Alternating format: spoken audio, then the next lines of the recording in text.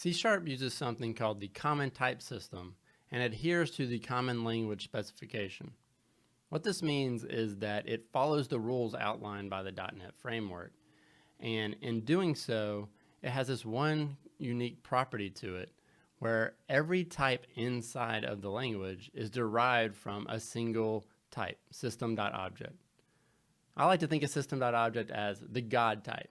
No other type can be created without coming from an object. It is also an object. Let's take a look at what that means. So if I could create an object called God, right?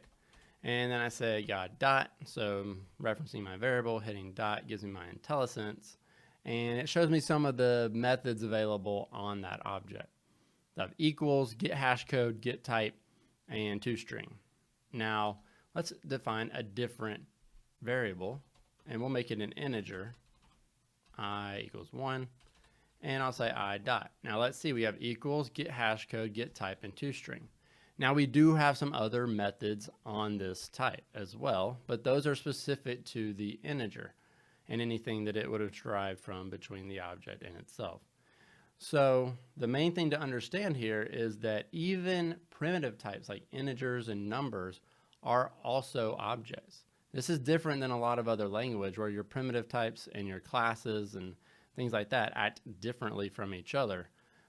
In .NET and in C#, all types are also objects. So let's look at the hierarchy that's been defined for us. Here's a diagram that you'll see fairly often about how typing works in C#.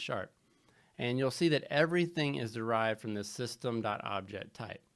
So even the value types and enums, they break off in this other subclass called value types, but they are still derived from system.object. System.object itself is a reference type, and we're going to talk about reference and value types in the next few videos. And it's something very important that you're going to want to understand so that you don't do things that have unintended consequences as you're working with these different types of types. So I'll see you in the next few videos where we're going to talk about reference and value types.